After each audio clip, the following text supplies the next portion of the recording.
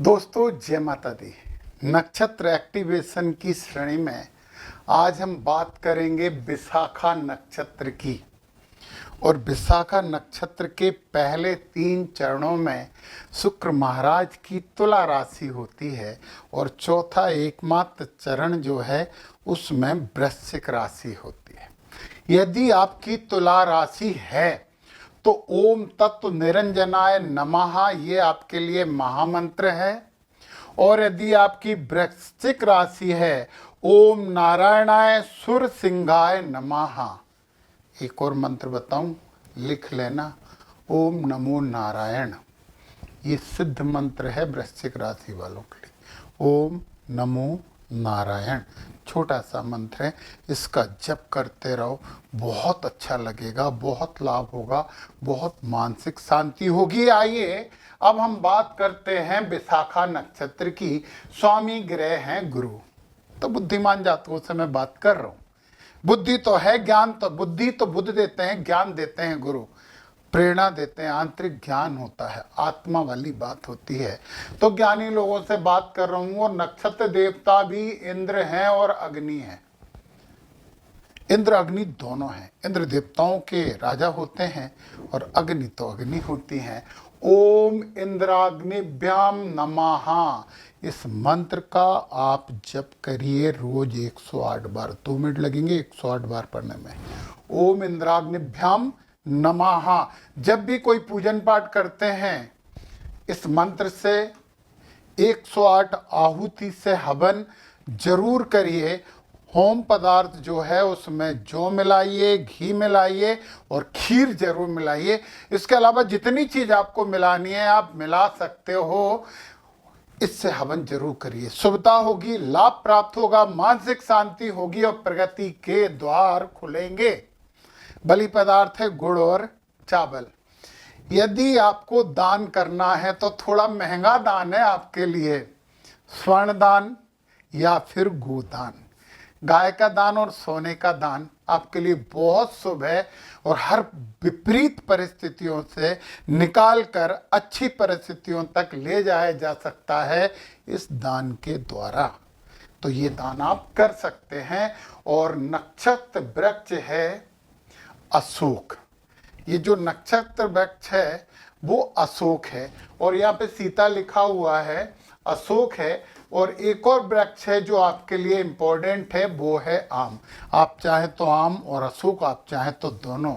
जब भी समस्या हो, जब भी टेंशन हो, जब कोई बात बिगड़ जाए, जब कोई मुश्किल आ जाए, इन पेड़ के नीचे बैठ जाइए, इनके पैर पड़िए, यहाँ पे दीपक लगाइए, पूजन पाठ करिए, सब कुछ ठीक हो जाएगा। अब अतिमित्र नक्षत्र है स्वाति। अतिमित्र नक्षत्र स्वाति और स्वाति का चिन्ह है कबूतर। कबूतर पालना मत, कबूतर का फोटो रखना घर में। कबूतर का फोटो आप रखेंगे तो शुभता प्राप्त होगी। और एक इम्पोर्टेंट बात, जो जड़ी है इस नक्षत्र की वो है गुंजा। आप गूगल पर सर्च करिए, आपको गुंजा मिल जाएगी। तो गुंजा इसकी जड़ी है और उस जड़ी को अपने पर्स में, अपने घर में जरूर रखिए और वैद्यों से पूछ के उसका उपयोग भी आप कर सकते हो। तो पता है इस नक्षत्र में जिन्होंने जन्म लिया है वो रजत पाद वाले होते हैं। और रजत पाद मतलब शुभ पाद। तो एक पहली शुभता आपको मिल गई। और दूसरी बड़ी शुभता की बात करते हैं, ये सतोगुणी नक्षत्र होता है। सतगुण, सतोगुणी सबसे अच्छे गुण माने जाते हैं। अच्छे कार्य करने वाले लोग होते हैं, ना डरते हैं ना डराते हैं, अपना काम करते हैं, परोपकार करते हैं। परंतु पात्र और कुपात्र देखकर, सुपात्र हैं उन पर उपकार करेंगे, कुपात्र हैं उन पर बिल्कुल उपकार नहीं करेंगे। शुद्ध चित्र होते हैं, अहंकार से दूर होते हैं और मोह से मुक्त होते हैं। तो अच्छे लोग होते हैं और अच्छे तो होते हैं। और यदि इस नक्षत्र में कोई वस्तु गुम जाए, क्योंकि ये होता है अंधलोचन नक्षत्र, तो पूर्व दिशा में कोशिश करिए, मिलेगी आपको। तो कितनी अच्छी बात है। स्त्री संज्ञक नक्षत्र है। फिर मैंने बताया कि बहुत अच्छे कार्यकर्ता होते हैं, धातु के व्यापारी हो सकते हैं, बहुत अच्छे कुक हो सकते हैं, दूसरों पर आश्रित रहते हैं कई बार, परंतु यदि इन्हें मोटिवेशन मिले तो ये कुछ भी कर सकते हैं।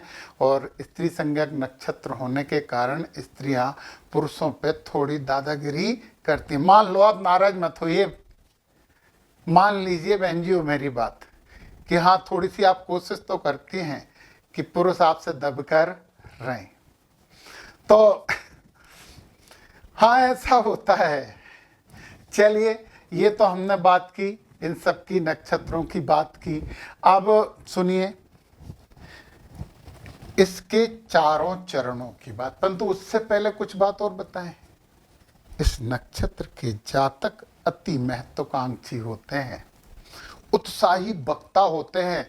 यदि इस नक्षत्र के जातकों को आप सुनो ना तो आपको भी लगेगा, आप भी बोलोगे जय माता दी, वंदे मातरम, उत्साह आ जाएगा आप में भी। इन्हें सुन के आप उत्साहित हो सकते हो। और पता है ये एक साथ दो कार्य करने की क्षमता रखते हैं, द्वैतता बोलते हैं इसे, डबल वर्क एक साथ करते हैं। तो एकाग्र चित्त भी ये लोग होते हैं। और मैनेजमेंट, मार्केटिंग और धर्म प्रचार, ध्यान से सुन लो, मैनेजमेंट, मार्केटिंग और धर्म प्रचार आपके लिए सबसे बेस्ट प्रोफेशन है। तो इनमें से कोई भी चीज अपनाइए, आप बहुत बहुत बहुत प्रगति करेंगे। प्रथम चरण की बात कर लेते हैं। प्रथम चरण के स्वामी है मंगल, विशाखा नक्षत्र के स्वामी है गुरु। तो ज्ञान है, मंगल दे देंगे ऊर्जा, बहुत साहसी हो जाओगे आप, थोड़ा लोभ भी आ जाएगा, और प्रेम में किसी भी हद तक जाने की इच्छा आप रखते हो। क्रोधी हो गए यार, मंगल थोड़ा क्रोधी तो कर देगा थोड़ा। अब आप योग और ये सब पूजन पाठ और सब काम करते हैं तो ये क्रोध कम हो सकता ना। वो कहते हैं सर आपने क्रोधी बोला, मैं तो क्रोध करते नहीं। ठीक है ना, ये तो आपके लिए पॉजिटिव बात है ना, ये तो अच्छी बात है कि आपको ये ग्रह गोचरी व्यवस्था क्रोधी बनाना चाह रही थी। आपने अपने कर्म को इतने शक्ति के साथ किया कि आपने उस क्रोध नाम के दुर्गुण को दबा लिया। तो ये अच्छी बात है, खुश हुआ करो इसमें।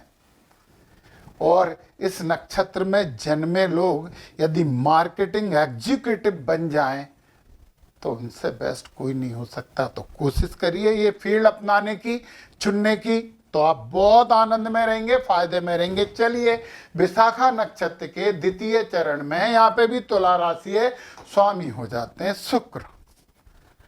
अब द्वितीय चरण में जो लोग होंगे ना, वो अब गुस्सा नहीं आएगा उन्हें। शुक्र महाराज गुस्सा नहीं करते, प्रेम करते हैं, सफल व्यापारी बनते हैं, बुद्धिमान होते हैं, तो हर किस्म का व्यापार कर सकते हैं। परंतु यदि आप सेल्स मैनेजर बन जाएं, यदि आप किसी भी कंपनी के सेल्स में आ जाएं, तो सबको पछाड़ के सबसे आगे आप चले जाएंगे।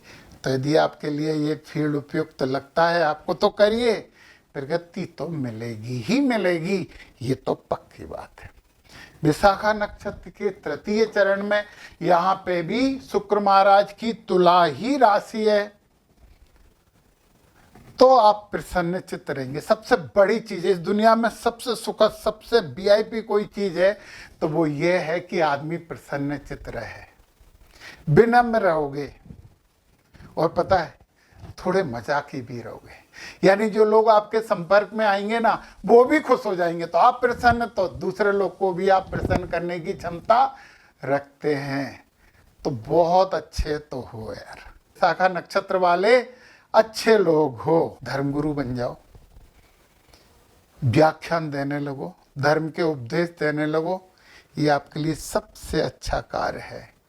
और बहुत आनंद आपको मिलेगा, और समाज को भी आपसे बहुत फायदा मिलेगा। अब हम आ जाते हैं चतुर्थ चरण में। अब बदल जाती है राशि, वृश्चिक राशि, मंगल स्वामी, और स्वामी है चंद्र। ऊर्जा तो बहुत होगी, विचारों में परिवर्तन चंद्रमा के जैसे होगा।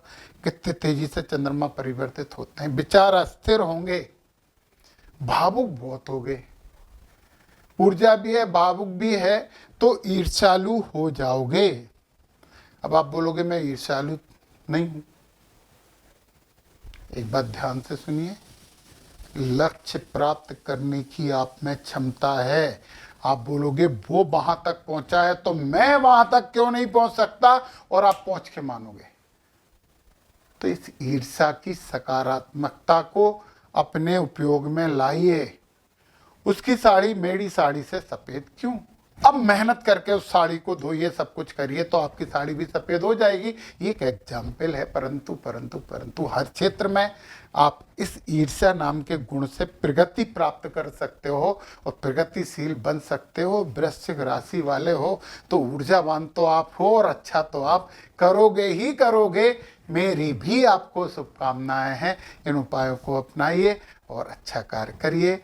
जय माता दी।